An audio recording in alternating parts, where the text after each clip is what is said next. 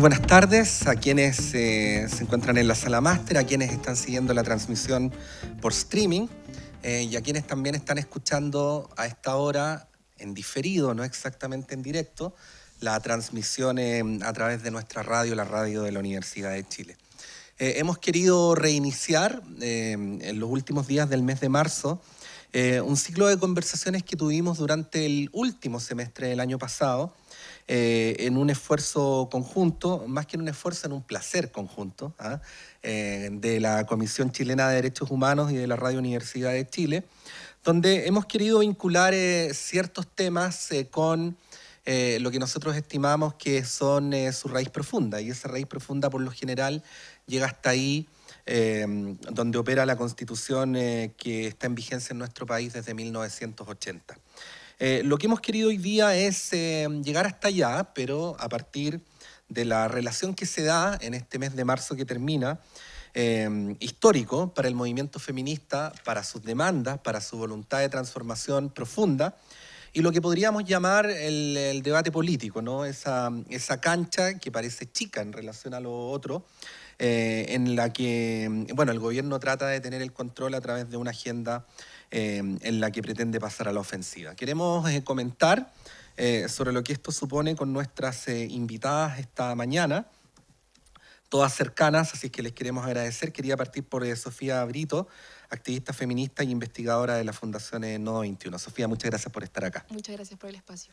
Sandra Piñeiro, investigadora y directora de la Comisión Chilena de Derechos Humanos. Sandra. Bueno, buenas tardes. Sí. Gracias. Y Carolina Espinosa, de la coordinadora 8M y también de la coordinadora No Más AFP. Muchas gracias, Carolina, por venir. Gracias por la invitación. Sí, trasladarles también el saludo del presidente de la Comisión Chilena de Derechos Humanos, Carlos Margota, quien ha sido impulsor protagónico de esta iniciativa. Partamos hablando de esto que yo mencionaba, ¿no? Y de saber sus apreciaciones o reflexiones al respecto, ¿no? Por un lado, el alcance de la transformación que el movimiento feminista quiere llevar a cabo, y por el otro lado, la relación que eso puede tener, virtuosa o no virtuosa, con la cancha más pequeña del debate político contingente y en particular de lo que podría ser el checklist de la agenda legislativa de un gobierno, en específico. ¿Cómo ven esa relación? Sofía. Bueno, yo creo que primero que todo hay que reconocer que este 8 de marzo, esta movilización feminista, esta huelga feminista convocada por la Coordinadora 8 de marzo, abre una posibilidad, una potencialidad de comprender que las demandas del feminismo son demandas políticas. El gobierno quiso decir durante muchas oportunidades antes de la marcha del 8 de marzo que efectivamente había ciertos sectores que buscaban politizar el movimiento, y yo creo que el movimiento fue bastante claro en decir que este movimiento es un movimiento político que tiene demandas que efectivamente abordan una transformación estructural de la sociedad, y que en ese sentido se dan las distancias, ¿no? Yo creo que esa potencialidad, esa apertura nos da también el desafío de cómo marcamos las distancias con un gobierno que efectivamente no ha estado del lado de las mujeres, sino que ha tenido una agenda que en realidad principalmente busca reivindicar el rol de la mujer en tanto madre, en tanto víctima, pero no así en tanto en su autonomía económica, en su posibilidad de decidir sobre su cuerpo, en la posibilidad de tener un sistema que efectivamente reconozca sus derechos humanos. Y en ese sentido yo creo que es bien importante lo que podemos decir con respecto a cómo se han marcado las diferencias desde los movimientos sociales. O sea, hay una diversidad enorme de demandas, pero que confluyen efectivamente en cómo buscamos una vida libre de violencia, una vida donde se respeten los derechos humanos, y efectivamente con una agenda que solamente busca, como dice la consigna que levanta Isabel Pla, que nosotras no lo dejemos pasar, o sea, que no dejemos pasar la situación de violencia, dando cuenta que esto es un problema individual que se resuelve simplemente con hacer una denuncia. Lamentablemente nosotros le decimos al gobierno, o sea, imposible que nosotros hagamos denuncia con un sistema tan precario que existe hoy día en los centros de la mujer, que no tienen derechos laborales, que no tienen recursos, que siempre quedan como la última prioridad de todos los gobiernos. Y en ese sentido es relevante que nosotros reconocemos la posibilidad de un feminismo que apunta por una reparación colectiva de las situaciones de violencia, que podamos salir de las situaciones de violencia de forma colectiva a través del reconocimiento de nuestros derechos sociales, de nuestros derechos humanos, y que esa es la única forma de poder cambiar el sistema en el que vivimos hoy en día. Sandra, si pudiéramos esquematizar, yo sé que esto es como complejo de explicar, ¿no? Pero ¿cómo podríamos explicar la diferencia, la distancia que hay entre lo que el movimiento feminista entiende por demandas feministas y lo que el gobierno entiende por demandas feministas? Mira, hay que partir de la base que todos nosotros vamos a tener que distinguir entre lo que es la teoría feminista y lo que es el movimiento feminista, que van de la mano. Las demandas son concreciones de esas luchas de derechos feministas. Entonces, cuando nosotros vemos un movimiento tan diverso, tan articulado, es porque hay algo que los está uniendo, es decir, hay un contexto que se va a sustentar desde todas las miradas teóricas respecto al feminismo. Pero en esa demanda y diversidad de demanda hay algunas que nos hacen ver más que en otras. En algunas encontramos mayor identidad feminista que en otras. Y el oportunismo de quien esté gobernando y estructurando un Estado va a depender si se adhiere a esta causa de derechos feministas o si se adhiere a poner paños fríos a demandas sociales y políticas. Y en este caso yo veo que hay un gran oportunismo donde estas satisfacciones de demandas de derechos no son comprendidas desde la visión de los contenidos de los derechos más profundos, derechos humanos, derechos feministas, sino que son comprendidos como estrategias de control político y social.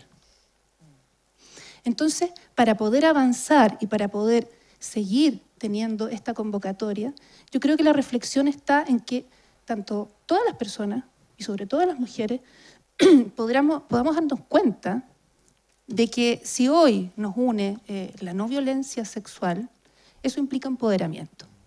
Y el empoderamiento significa entender una serie de derechos. Si hoy vamos a marchar no más AFP, eso significa autonomía. Y vamos a tener que comprender qué derechos están asociados con la autonomía. Si vamos a marchar todas juntas en esta diversidad por la libertad, pues lo mismo. Y nombro estos tres conceptos que son los que a lo largo de la historia de las tres oleadas feministas son las que convergen las diferentes teorías y posturas sobre el feminismo. Entonces la pregunta sería, podríamos hacernos la pregunta, ¿cómo enfrenta este gobierno a la libertad de las mujeres? ¿Cómo enfrenta esa autonomía? ¿Cómo enfrenta el empoderamiento? Y eso si lo llevamos a un campo de terreno, ¿cómo enfrenta esos tres conceptos, esas tres preguntas en el ámbito de la pobreza de la mujer? ¿En el ámbito de estudio de la mujer? ¿En el ámbito del manejo del cuerpo de la mujer? ¿Qué hablo del aborto este gobierno? ¿Cómo enfrenta las tres causales? ¿Cómo se disfraza con las tres causales? Yo creo que eso es como el mapa de la distinción entre lo que es la cultura, el movimiento social y político en un cambio cultural y en lo que tenemos que empezar a conversar para cambiar la estructura de nuestro Estado. Sí. Carolina, bueno, un viejo debate, ¿no?, que ya está camino a ser resuelto, pero no del todo, ¿no?, es si las demandas vinculadas con los derechos de las mujeres son un tema, ¿no?, que están dentro de una cajita, o más bien son un asunto que debe ser transversalmente abordado o enfrentado en todos los ámbitos del quehacer político de un país. Y te lo pregunto especialmente a ti porque has venido trabajando en la lucha de los trabajadores de la salud municipalizada, en No Más AFP, en Tal Condición a la Coordinadora 8M, y es probable, esto es a modo de hipótesis nomás, ¿no?, que el gobierno entienda que la agenda feminista o lo que ellos entienden como agenda de género va en una cajita igual que lo que podría ir por otro lado, una agenda de carácter previsional y en otro lado una agenda de carácter sindical. Hablemos de cuán válidas son esas cajas, cómo lo ve el gobierno y cómo lo ven ustedes también, ¿no? O sea, en esta transversalidad de la sociedad, cómo se van expresando los problemas que padecen las mujeres. Claro, efectivamente, como tú bien dices, pareciera ser que el gobierno ve los temas de la mujer como en una cajita, como esa cajita de chocolate y ramo de flores que se nos regalaba para el 8 de marzo hace pocos años, respecto del cual desde los sindicatos y las organizaciones en general y de mujeres en particular hemos estado diciendo, no compañero, no gracias, los chocolates y las flores las agradezco cualquier día, pero este es un día en que estamos conmemorando un hito político y por lo tanto lo que esperamos es que se sume a nuestras reivindicaciones y sea un apoyo para que las mujeres podamos liberarnos y empezar a avanzar en la construcción de esta sociedad más justa. Y el gobierno le cuesta, y es evidente que le cuesta. De hecho, no sé si recuerdan, una semana antes del 8 de marzo la ministra estaba empezando a enfurecerse y a hablar de que cómo podíamos señalar de huelga, que ella no estaba de acuerdo, que las cosas pacíficas, y fue morigerando el lenguaje y un poco tratando de ponerse a la línea de este 8M tan maravilloso que vivimos en Chile, pero porque desde el propio gobierno se le llama a alinearse un poco con este proceso mundial que ya viene gestándose desde el 2017 como la huelga mundial, que dicho sea de paso para nosotras desde el mundo sindical es como un sueño que empieza a hacerse realidad. En un mundo globalizado, esa frase de trabajadores, y hoy día decimos trabajadoras del mundo unidos, se hace más urgente y más evidente, y que este proceso de huelga mundial lo lideremos las mujeres, yo creo que es maravilloso, que es muy profundo, muy significativo. Y entonces Chile este año por primera vez se suma con este concepto ya de huelga, en el que, como bien dicen ustedes, aglutina y relaciona todos los elementos y todas las reivindicaciones que podemos ver inconexas muchas veces, o que cada organización va reivindicando, pero que finalmente apuntan a una cuestión política mucho más global, porque sin lugar a duda este es un movimiento político que nosotras entendemos llegó para quedarse, y que en el caso de Chile a mí me parece que tiene una fuerza fundante en cuanto este año 2018 empezamos a desarrollar desde las mujeres un proceso de conversación. Nosotras hicimos nuestro primer encuentro plurinacional, que además tiene la cualidad en Chile con ese concepto que es tan importante, plurinacional de mujeres que luchan, y que fue la culmine del proceso de preencuentros que desarrollamos. Entonces ahí efectivamente pudimos las compañeras reunirnos de diversos colectivos a discutir y a plantearnos que nuestra lucha es por todas estas condiciones que precarizan nuestra existencia y que evidentemente requieren de la articulación para lograr la fuerza transformadora que hoy día se hace tan necesaria. Sin lugar a duda, eso el gobierno no lo entiende ni está cercano a entenderlo, y cuando revisamos su agenda mujer, con algo así como 12 áreas o reivindicaciones o elementos que se plantean desde una mirada evidentemente que tiene que ver con cómo incorporamos a la mano de obra barata mujer al mercado laboral, y cómo de alguna manera resguardamos los temas de cuidado de la maternidad, que es de donde se encaja y se circunscribe y limita el desarrollo de la vida de las mujeres en Chile. Sí, esta idea, bueno, recordar que estamos con Sofía Brito, con Sandra Piñeiro y con Carolina Espinosa. Esta idea de que una agenda mujer, ¿no?, está encapsulada en relación al conjunto de las demandas sociales. ¿Qué desafío supone también para las fuerzas impugnadoras? Digo, fundamentalmente para el movimiento feminista en toda su diversidad, pero también para aquellas fuerzas que eventualmente pueden sintonizar con las demandas feministas y dar una disputa en el ámbito de la política formal. Sofía. Yo creo que lo importante es comprender una frase que a las feministas también nos gusta decir mucho, que es de una feminista negra de Estados Unidos que se llama Bell Hooks, que es que el feminismo es para todo el mundo. Y que en ese sentido lo importante de comprender una fuerza feminista, un movimiento feminista, es comprender que vamos a cambiar las formas en que nos relacionamos entre todas y todos. Es por eso que justamente uno de los mayores desafíos para nosotras y para justamente las fuerzas transformadoras es no pensar que esto se puede procesar simplemente con agendas legislativas, con este checklist que nos propone el gobierno. O sea, efectivamente una posición feminista, una posición que se plantea desde el feminismo, no puede pensar que simplemente con una lista de 12 puntos podemos resolver la forma en que nosotros nos estamos relacionando y la forma en que queremos cambiar todos los aspectos de nuestra vida.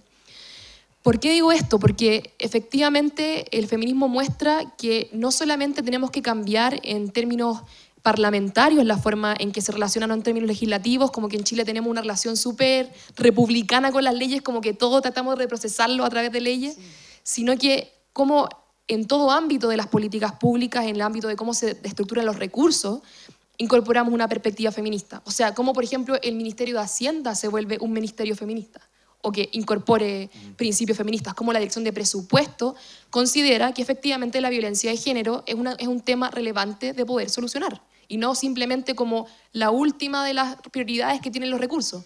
Porque suena súper bonito decir en términos legislativos, ok, tenemos una agenda mujer, vamos a hacer todos estos puntos, la gente puede decir, ok, las cosas están avanzando, pero lamentablemente si solamente pensamos en vías de tipificación penal, en más delitos, no estamos preocupados de qué pasa con las mujeres que viven violencia. No estamos preocupados qué pasa con todas las mujeres que efectivamente ingresan al mundo laboral, pero ingresan con flexibilización laboral, que tienen un montón de lagunas previsionales, por tanto no van a acceder a buenas pensiones, con un sistema de AFP que es realmente macabro. No tenemos tampoco prioridad sobre qué pasa con la educación de nuestros niños y niñas, porque efectivamente no queremos seguir educando niños que puedan pensar que pueden estar en una situación de poder mayor que las mujeres. Entonces, efectivamente yo creo que hay que comprender esto como un proceso de transformación estructural que aborda la violencia desde una perspectiva mucho más profunda que simplemente el hecho de denunciar o no denunciar a alguien. Y en ese sentido creo que las fuerzas transformadoras tienen que comprender que por eso es que los movimientos sociales hoy estamos articulados en el feminismo. Porque somos las mujeres las que a nivel internacional, las que a nivel mundial vivimos las condiciones más precarias de la vida. O sea, dentro de la precarización que hay en el mundo laboral, las mujeres tienen aún las condiciones más precarias. Dentro de la precarización que hay con la autonomía del cuerpo, las mujeres son las que no pueden decir sobre la maternidad. Entonces, y así en un sinfín de ámbitos. Entonces creo que hay que comprender en términos profundos esa estructura, no simplemente declararse en términos de la marca, ponerle el apellido feminista a todo, sino que comprender cuáles son las dimensiones en todos los ámbitos de la sociedad que necesitamos cambiar, que necesitamos profundizar y que también necesitamos conversar entre nosotros, o sea, generar espacios de encuentro, de debate sobre estos temas que permitan justamente que no nos encerremos en estos ámbitos de que la mujer discuta los temas de las mujeres, sino que cómo incorporamos esto a todos los espacios de la sociedad, cómo hacemos que los movimientos sociales se vuelvan movimientos feministas, cómo hacemos que los partidos políticos se vuelvan partidos feministas en términos profundos. Ya, o sea, no se trata solamente de una agenda, sino de transformarse a sí mismos incluso, ¿no? Exactamente. Sí. Bueno, eso es súper interesante porque cuando Sofía dice, bueno, el objetivo del movimiento feminista es transformar el modo en que nos relacionamos todas y todos, creo que es difícil que haya una agenda más ambiciosa en la sociedad chilena o en las sociedades contemporáneas que esa. Se vuelve casi como al estilo de los movimientos sociales y de los movimientos políticos de antaño que pretendían una transformación profunda de la sociedad. Y es especialmente refulgente en tiempos en los que la política ha ido cada vez más careciendo de ambición, ¿no? O sea, aspira a mejorar 2 puntos de crecimiento económico, a mejorar una política por aquí y otra por allá, pero eso de transformar, así como lo plantea Sofía, está como fuera de rango, ¿no? Y no lo digo por pura casualidad, ¿no? Lo digo volviendo a esta idea del checklist, que lo hemos mencionado más de una vez acá. Evidentemente son tiempos en los cuales para poder acreditar ante la ciudadanía el cumplimiento de una determinada política, viene súper bien esto de tener 10 objetivos y de poder cumplirlos.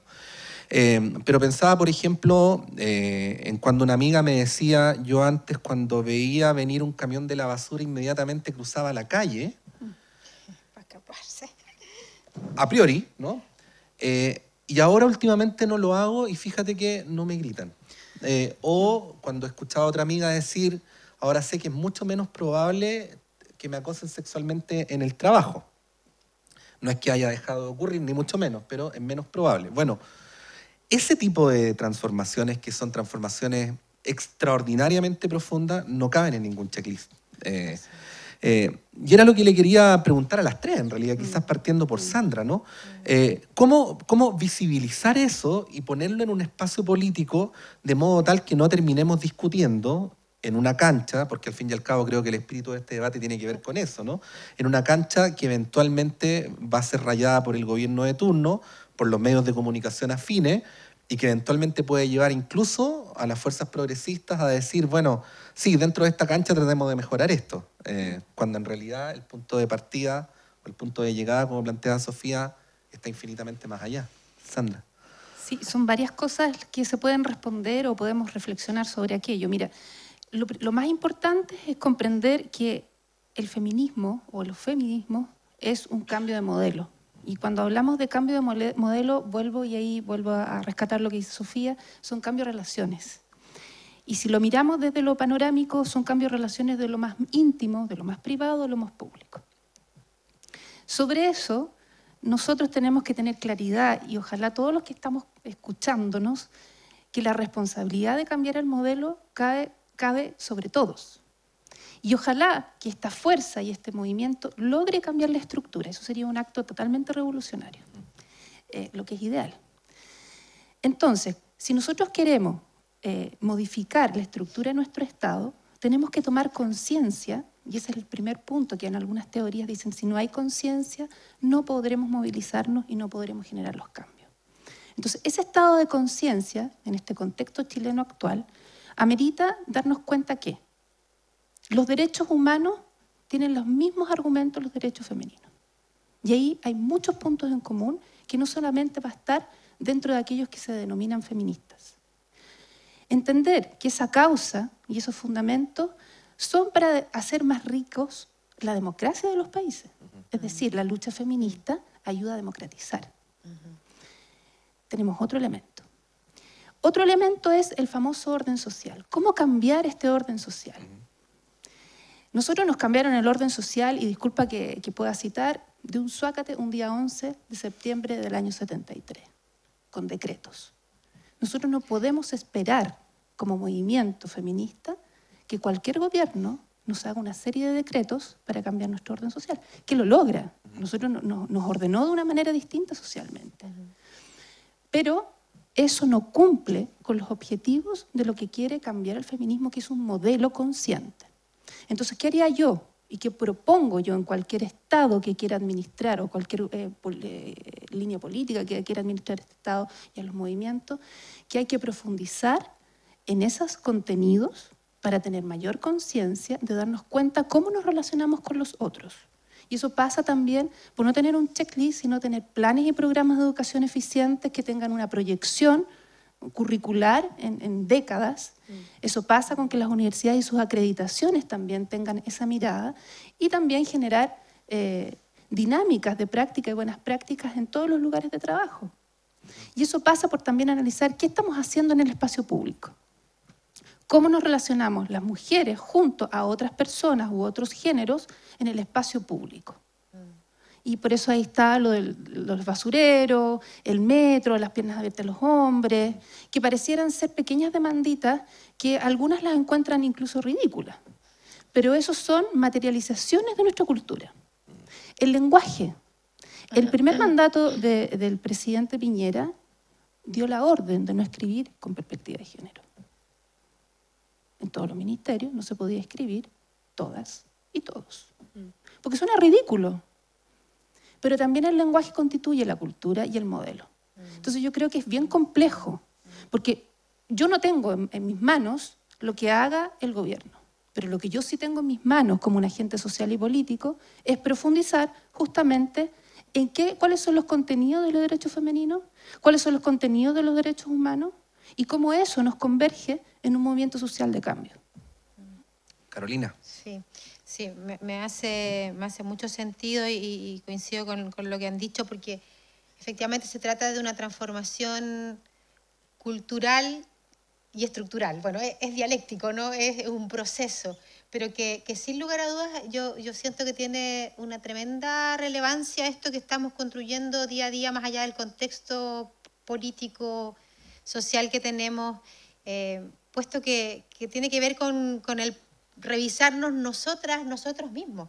Si la carga de cultura machista está en el cotidiano y no nos damos ni cuenta cómo vamos reproduciendo estas desigualdades, y entonces desde el lenguaje que construye realidad, y que algunos compañeros lo encuentran en una pérdida de tiempo, pero no, es hacer consciente algo que nos pasa, que nos opera y que debemos transformar, y que por lo tanto tenemos que ir construyendo en el día a día, la sororidad, esta complicidad que hoy día yo siento que entre las compañeras está cada día más, con mayor fuerza, esto de entender que cuando una da un paso vamos avanzando todas. Y esos procesos así, y con los compañeros feministas, porque hoy día tenemos hombres que se están sumando a la causa y entendiendo lo importante que es la transformación desde lo más cotidiano. Y ahí lo relaciono con lo que tiene que ver con las estructuras, con los cambios en las políticas.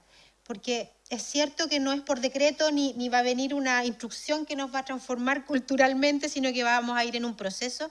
Pero también es importante develar cómo estos procesos se van dando. Porque, digo, por ejemplo, en lo que tiene que ver con un ejemplo cualquiera, el postnatal parental, que hoy día, si bien está esta posibilidad o este primer paso para que los hombres se hagan cargo del cuidado de los hijos y desarrollen esta área del apego, porque dicho sea de paso, el feminismo nos libera a nosotras, pero también a los hombres, ¿no? O sea, los hombres también lloran y los hombres también tienen derecho a expresar sus sentimientos y a no tener que ser sementales potentes 100%. O sea, hay una construcción de igualdad y de derechos para ambos o para todos. Y en ese camino, entonces también decir que aunque puedan haber algunas políticas acertadas que apunten, pueden quedarse muy en la teoría si no somos capaces de aterrizarlas y hacerlas propicias y cambios en la toma de decisión del cotidiano. Y también tenemos políticas o estas ideas de agenda que son solo titular, y en eso yo tengo que decir con mucha claridad, este gobierno es el campeón de los titulares con harta parafernalia y lucecita, que finalmente como que parece que van a un lado, pero efectivamente no van a ninguna parte, más que a perpetuar el estado actual de las cosas. Y, por ejemplo, me quiero hacer mención a lo que tiene que ver con el proyecto de ley de sala cuna universal, que por suerte le quitaron la urgencia, está en primer trámite en el Senado, y que se viste de algunas ideas más o menos progresistas que tuvieron algunas senadoras en su momento, porque versa en el mensaje respecto de la corresponsabilidad, elimina el requisito de las 20 mujeres para otorgar el derecho a provisionar la sala cuna, y sabemos que hoy día hay empleadores que contratan hasta la mujer número 19 para no incurrir en ese, comillas, gasto, pero ese proyecto de ley, si tú lo empiezas a revisar y a mirar, termina siendo una aberración del porte de un buque. Es implementar sistemas de guardería sin ningún resguardo a la calidad de la educación, a la protección de estos niños, ni tiene ninguna conversación con lo que ha sido la reforma educacional que hemos vivido hace unos años atrás, y por lo tanto descuida todo este ámbito, y además genera a través de esta lógica del mercado y de la creación de empresas que son finalmente controladas, administradas por una institución, una agencia que se parece a lo que hoy día son las AFP. De hecho, es la Superintendencia de Previsión Social, la Super de AFP, es la que controlaría este fondo que se constituye de la cotización de los trabajadores y que funcionaría sin ningún resguardo y sin ninguna lógica de calidad en el cuidado de los niños, ni de que esto vaya a ser una realidad, un derecho para que las mujeres tengan, y digo, las familias tengan donde cuidar a sus niños. Entonces, la verdad es que de estas políticas o de estas medidas que el gobierno plantea es bien poco lo que uno puede rescatar en términos de ver que de manera estructural se estén implementando, buscando políticas que generen condiciones de igualdad o de mejoría en la distribución de los roles y de los recursos para la gente. Quiero Sí, siguiendo la idea de las guarderías o de los jardines, ya decirlo de esa manera está con poca perspectiva y enfoque de género. O sea, la solución para que la mujer pueda emprender un negocio y ser autónoma es que le cuidemos a los niños. A ella. A ella. Sí, claro. O sea, ya, con responsabilidad parental, nada, o sea... Entonces uno dice, ¿qué pasa con el modelo? No hay modelo. Aquí lo que hay son paños fríos para apaciguar demandas. Así es, así es. Sí.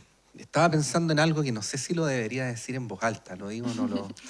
No, me preguntaba si un gobierno, ni siquiera es como una crítica, ¿no? O si es una crítica, pero digo, es como consecuencia de la época cultural que vivimos, ¿no? Es un gobierno que es subjetivamente machista, ¿no? Que es como machista en su ADN, ¿no? Claro. Puede impulsar una agenda de transformaciones.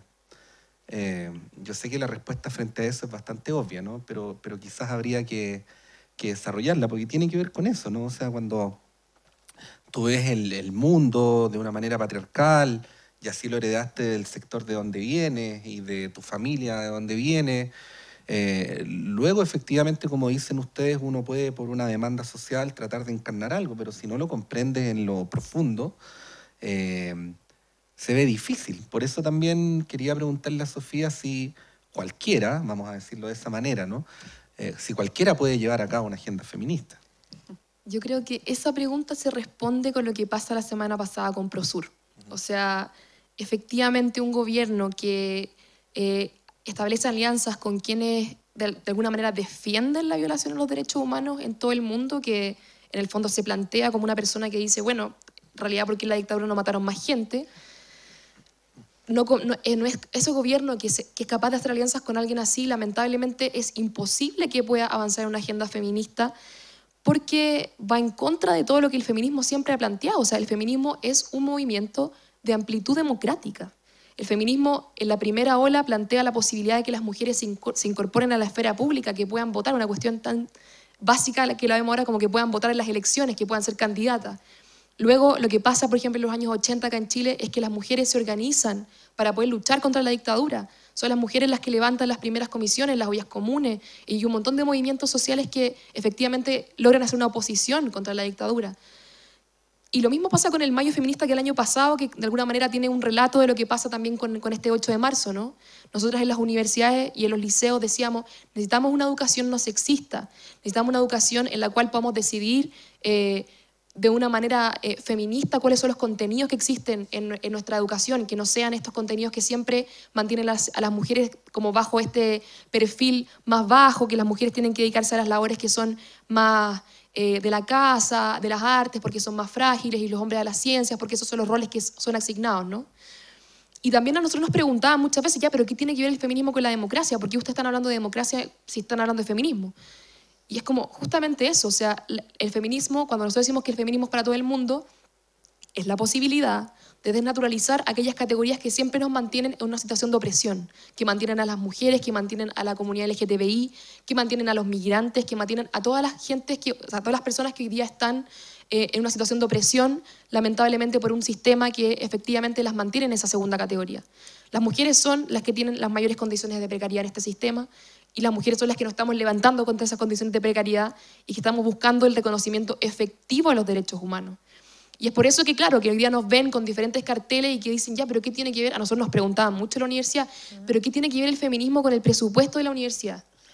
Como, ¿qué tiene que ver si esto es un problema de género? Como, ¿qué tiene que ver con el presupuesto? Entonces decíamos como, efectivamente, si es que no hay presupuesto, solamente las facultades que tienen más plata van a poder implementar las políticas y las facultades que no, bueno, no van a tener ni siquiera una encuesta docente para ver si efectivamente se está cumpliendo el programa que se supone que se va a implementar en términos de género en la universidad. Entonces, ahí yo creo que hemos logrado, y esa diversidad de demandas, esa diversidad de carteles, esa diversidad de consignas, la diversidad de actoras políticas que salen a la calle, que están manifestándose, que no solamente se manifiestan en la calle también, que incluso logran, justamente, como decía Carolina, o sea, decirle a sus compañeros trabajadores, oye, pucha, ¿sabéis que en verdad esta cuestión de los claveles, como que ya, no, mejor juntémonos a tomar un desayuno, conversemos de este tema, hagamos un grupo de WhatsApp de mujeres en el cual podemos conversar de este tema más libremente? O sea, un montón de dinámicas que se están formando, que están cambiando nuestra cultura, que yo veo un gobierno que efectivamente no está absolutamente para nada en consonancia con eso. O sea, cuando levanta esta cumbre Prosur, lo que nos está diciendo, bueno, la verdad es que yo estoy de este lado y ustedes están de este otro. O sea, la verdad es que todo lo que pasa el 8 de marzo para mí no es importante, porque lo que para mí es importante son estas alianzas, es mantener este modelo, es mantener este sistema. Y justamente como decían anteriormente, ¿no? Mantener a las mujeres en su rol de madre, que puedan ingresar a estos trabajos flexibilizados, a estos trabajos que tienen precarización laboral, y que alguien pueda cuidar a los niños por mientras, pero ni siquiera para todas las mujeres, porque no todas las mujeres tienen contrato. Entonces, efectivamente ahí yo creo que hay mucha, en este checklist hay mucha consigna también, pero poco contenido, poca profundidad en las transformaciones, y es por eso que efectivamente los movimientos sociales nos planteamos como una oposición a este gobierno. Sí, escuchábamos a Sofía Brito, activista feminista e investigadora de la Fundación Nodo 21. Está también en esta ocasión con nosotros y nosotras y nosotres Sandra Piñeiro, investigadora y directora de la Comisión Chilena de Derechos Humanos, y Carolina Espinosa, también de la Coordinadora 8M y de No Más AFP. Quiero preguntarles por el rol de los medios de comunicación masivos en todo esto, pero no me estoy saliendo del tema. O sea, seguimos en el mismo tema y seguimos en el mismo tema porque hoy día la política se hace de manera fundamental a través de los medios de comunicación masiva. Por lo tanto, no estamos hablando de una deriva, sino que estamos hablando del escenario donde la política se materializa y se vuelve masiva, ¿no? Y lo digo porque claro, para los grandes medios de comunicación, especialmente en lo que ocurrió antes, durante y después del 8M, el hecho fue insoslayable y fue recogido. Incluso algunos quisieron ir más allá. Y en el caso de un canal, las periodistas se podían sumar, pero el uso del lenguaje es muy importante y no es lo mismo que las periodistas se sumen a la huelga o que las trabajadoras se sumen a la huelga, como lo hicimos acá, que decir, les dimos el día libre. Hay ahí una distinción que bueno, hay que tener en consideración, pero en general, ¿no? Esto de comprender esta profundidad, esta radicalidad que están planteando ustedes y poder expresarle, y de qué modo eso condiciona también el desempeño de los actores con capacidad de decisión. ¿Qué podrían decir al respecto? Quiero advertir también que el feminismo y los feminismos están siempre en construcción. Entonces, tomando la pregunta anterior con esta, que si quiénes estamos preparados para tener una agenda mujer, yo creo que el propio movimiento está en construcción. Y eso significa darse cuenta, asumir y advertir que si no aceptamos esto, nos vamos a quedar justamente en las pequeñeces. Yo creo que en los últimos tiempos se ha dado que el feminismo se ha ido institucionalizando, tenemos ministerios, hay reglamento, hay protocolo, y el Estado evidentemente además tiene que seguir y garantizar los derechos femeninos, no porque lo ratificó, porque hay pactos. Entonces, eso lo llevo al campo de las comunicaciones. Yo veo una carencia tremenda en los medios de comunicación, pero que esa carencia también es fomentada por la necesidad de tener un modelo de consumo donde una demanda se transforma en un producto. Entonces, como la demanda es un producto, nos levantamos todos en la mañana, el día 8 de marzo, y vemos, por ejemplo, muchas cintas, que es un símbolo, muchas cintas moradas, que es un símbolo que sí nos representa a las mujeres, pero que en los medios de comunicación es un producto.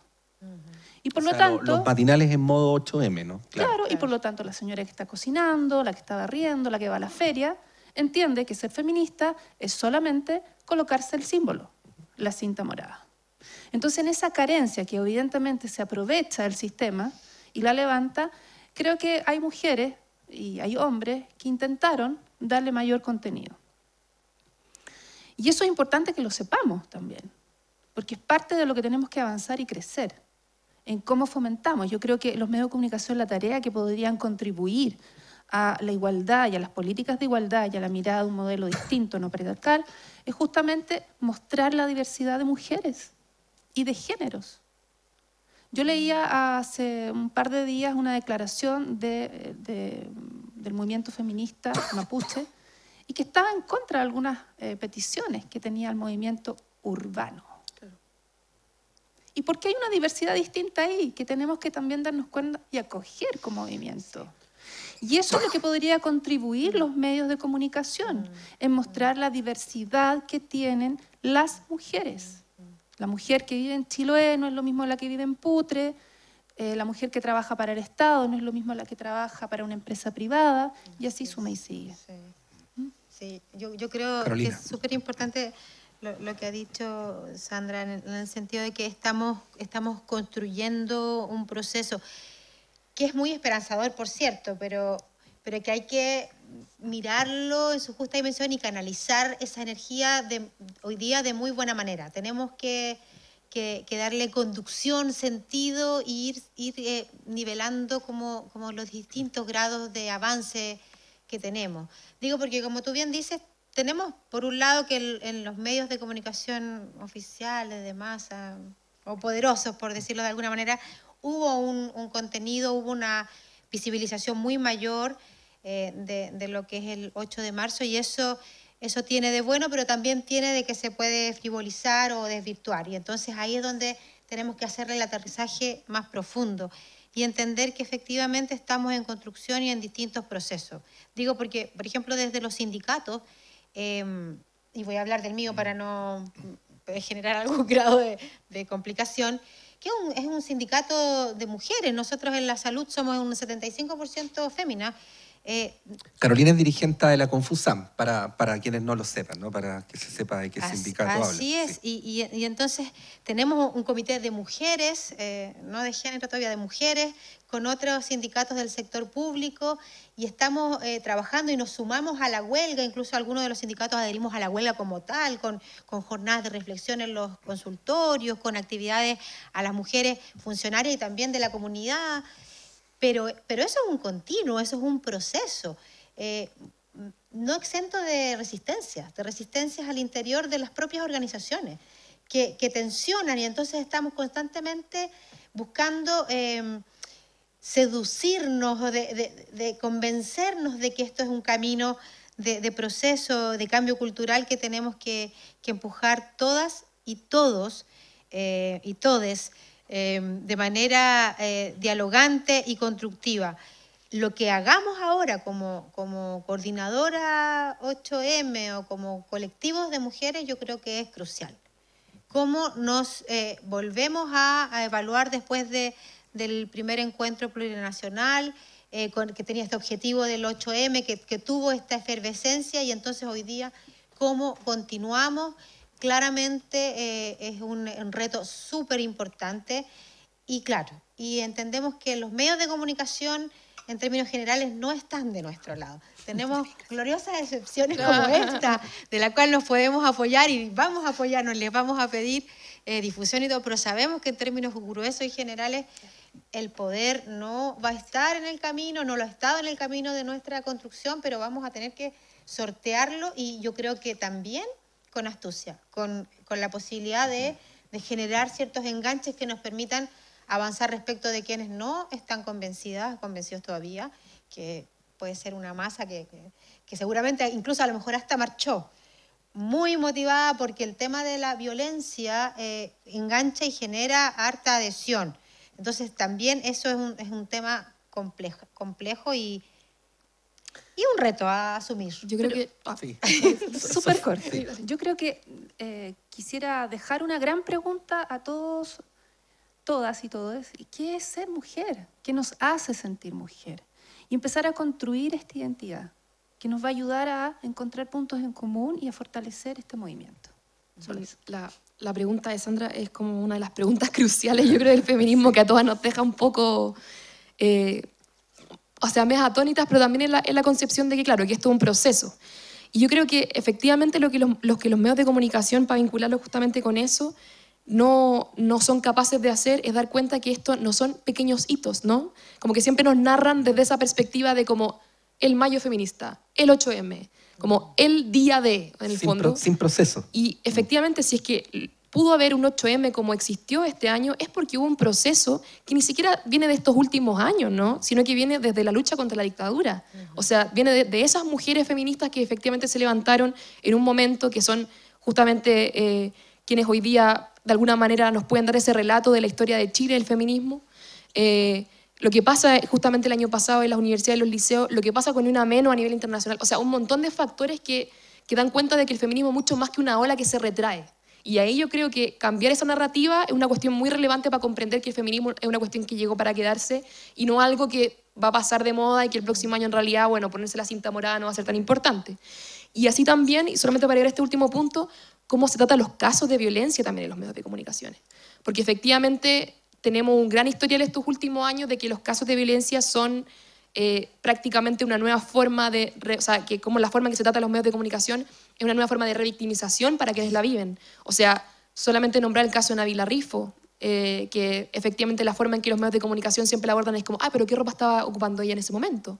El caso de Francisca Díaz, que es una compañera que justamente fue denunciada por una injuria, algo así, era como, no me acuerdo el tipo que efectivamente le daba la denuncia, pero era como denuncia injuriosa o calumniosa, y que efectivamente terminó en un proceso penal ella por haber denunciado una violación. O sea, es una cuestión, y realmente los medios de comunicación lo abordan siempre una perspectiva ya, pero ¿será verdad lo que está diciendo? Como, ¿cuáles son las pruebas que ella tiene? ¿Pero y por qué lo está diciendo ahora? ¿Por qué no lo dijo antes? Entonces, yo creo que hay un trabajo muy relevante de comprender que efectivamente el feminismo también avanza, lamentablemente, por cómo las mujeres somos capaces y las disidencias sexuales de poner nuestro cuerpo a disposición de la lucha, nuestras experiencias más íntimas, más personales a disposición de esto, nuestros casos propios de violencia, y que ahí los medios de comunicación deben ser un apoyo, un aporte para comprender esta dimensión de violencia, que efectivamente muchas veces la justicia siempre se pone en nuestra contra, y no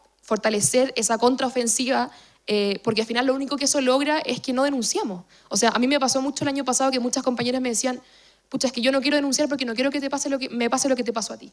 No quiero estar en la palestra pública de esa manera, no quiero que filtren partes de las conversaciones que tenía, o sea, un montón de elementos que efectivamente retraen la posibilidad de que podamos abordar esto colectivamente, masivamente, y que efectivamente las mujeres y todo el mundo se sienta convocado por una lucha feminista. Sí, en todo caso es una disputa, ¿eh? Porque esto de los medios de ver a las demandas sociales como hitos y no como proceso, no creo que sea por desconocimiento. O sea, no, tiene que ver precisamente con lo que decía Sandra, porque en la medida que son hitos se pueden transformar en productos. Entonces el de mañana es distinto al de hoy. Pero bueno, nos estamos acercando al final del foro y hay una pregunta que está en el corazón de estos foros, que es la pregunta que nos ha hecho Carlos Margota, ¿no? Desde el principio en relación a todos los temas y que no podemos dejar afuera. ¿Qué tiene que ver todo esto con el marco constitucional que nos rige, ¿no? O sea, de qué manera esto, y hay que hacer ahí un ejercicio pedagógico, porque cada uno está en sus problemas, en sus demandas, y hay una agenda además política, una discursividad política muy fuerte que dice estos son los problemas concretos y la Constitución no es un problema concreto, ¿no? Es un problema, no sé qué sería lo contrario de concreto, ¿no? Pero bueno, ¿qué más concreto que una Constitución? Entonces vamos a ese vínculo. Sofía, Sandra, Carolina. Voy a hablar para que me entienda hasta mi hija. La Carta Fundamental es el gran paraguas. Entonces, si nosotros observamos qué es lo que nos está regulando y qué es una constitución no democrática, ya tenemos el primer peldaño para argumentar que este gran paraguas no va a acoger ninguna política pública, menos una política de igualdad. Y en ese sentido, la transformación del Estado y la institucionalidad respecto a los derechos femeninos tiene que ver, como decía anteriormente, con la democratización de nuestro Estado. Y eso es complejo para entender a cualquiera esta serie de declaraciones o artículos o normas o lo que sea o lo que se desprenda de ello, cuando también tenemos un país que no lee bien. Pero sí es importante tener como base, y creo que con esto quedo, que este paraguas nos tiene que acoger a todas, a todos y a todes, y ese paraguas no solo nos acoge a todos por una cultura y por la definición de la identidad nacional, sino que también es la que acoge, y insisto, todo aquello que sea regulado bajo los tres poderes, incluyendo cuando se hace justicia. Agregar que la identidad de una nación también se plasma en esta carta. Entonces, cuando yo digo la pregunta ¿qué somos las mujeres?, también es qué es lo masculino. ¿Cómo ordenamos social y culturalmente y cómo nos declaramos en esta carta? Entonces ahí vienen muchas palabras que han estado en los discursos de muchos políticos y transversal, que es la inclusión, la integración. Yo creo que avanzar sobre qué implica ese modelo con inclusión e integración va a pasar por darnos cuenta cómo y qué vamos a cambiar de esta carta. Sofía Brito. La verdad es que yo creo que es importante también dar cuenta que esta Constitución no solamente carece de una legitimidad de origen, o sea, de cómo fue creada, en el contexto que fue creada, en una dictadura en 1980, sino que efectivamente, pese a las reformas que han habido de esta Constitución, que han sido varias, desde el año 2005, algunas que se hicieron antes, etc., lamentablemente lo que tiene que ver con los derechos fundamentales, los derechos sociales, los derechos humanos, que en el fondo son los que debiesen protegernos y garantizarnos una vida digna para todas y todos y todes, son derechos que no se configuran como derechos, sino que se configuran como la libertad de. Yo tengo la libertad de elegir mi sistema de salud, yo tengo la libertad de elegir mi educación, yo tengo la libertad, bueno, ni siquiera, porque la vivienda ni siquiera se regula en esta Constitución. Entonces, efectivamente, con esa libertad, ¿quién puede elegir? ¿Quién tiene recursos? Y en este país, quien tiene los recursos sabemos que es una pequeña minoría. Entonces, esa libertad de elegir, que suena tan bonita, que todos tenemos la autonomía de elegir el sistema que queremos, en realidad termina siendo un sistema en el cual efectivamente no tenemos derecho a nada, no tenemos derecho a vivir una vida digna, no tenemos derecho a la educación, no tenemos derecho a la salud, porque sabemos que cuando alguien se enferma en la familia tenemos que pedir un préstamo y estar endeudados hasta el resto de la vida para poder salvar esa situación. Entonces, yo creo que efectivamente esa diversidad de demandas que muestra el feminismo y que da cuenta que, claro, que la violencia como un problema fundamental de nuestra sociedad no se responde simplemente con más penas, no se responde simplemente con más seguridad privada, como se ha establecido en este paradigma de este gobierno, sino que se responde con mayores derechos sociales, porque somos las mujeres quienes cargan cuando no hay derechos sociales. Somos las mujeres quienes tienen que cuidar a las personas que se enferman y tenemos que dejar de trabajar o dejar de ir a la universidad o dejar de ir al colegio. Somos las mujeres las que tenemos las peores pensiones. Somos las mujeres las que justamente siempre estamos luchando por tener una vivienda para nuestra familia. O sea, con esta Constitución nosotros no tenemos la posibilidad de pensar en esos derechos que estamos pensando desde el feminismo. Con esta Constitución tenemos un tope. Con esta Constitución llegamos a un punto en el cual efectivamente podemos presentar 500 proyectos de ley, pero siempre va a haber ese tope. Bueno, aparte que tenemos el Tribunal Constitucional después como una posibilidad también de revertir las demandas sociales. Entonces, creo que una de las cuestiones que efectivamente da cuenta de cómo este movimiento se puede aunar es pensar la posibilidad de una constitución, pensar la posibilidad de una constitución no desde un marco metodológico establecido por un gobierno, sino cómo desde los movimientos sociales nos pensamos, justamente lo que decía Sandra, ¿no? En estos procesos de identidad, en estos procesos de configuración, de ya no pensar quizá en una nación, sino que en una plurinación, como también se habló en el encuentro de diciembre de la Coordinadora 8 de marzo. Y en ese sentido creo que es fundamental este debate y que ojalá que no se acalle nuevamente, porque lamentablemente con el gobierno pasado terminó como procesado y nadie se acuerda que alguna vez estamos pensando en crear una nueva constitución. Así que creo que es un tema que tenemos que reivindicar, que trabajar y que consolidar desde quienes están justamente en las luchas en todos los campos de la sociedad. Sí, bueno, ¿qué podría decir Carolina Espinosa al respecto? Que lucha contra las AFPs, que es una suerte de hijo regalón del Estado subsidiario creado por la el núcleo del poder económico que nos domina y que nos mantiene en este estado de situación. Claro, sumarme a lo que han dicho las compañeras. Es evidente que ahí está el paraguas que organiza la sociedad y que está desde origen mal, muy mal. Nosotros como coordinadora, por ejemplo, acabamos de hacer un proceso de iniciativa popular de ley, porque además no existen esos mecanismos democráticos en nuestro ordenamiento que son hoy día en esta sociedad, en estos tiempos, como un recurso tan evidente, la posibilidad de plebiscitar, de hacer participar a la ciudadanía con injerencia más allá de la delegación, porque yo no puedo decir elección de representantes, casi una delegación en la que cada día menos gente participa.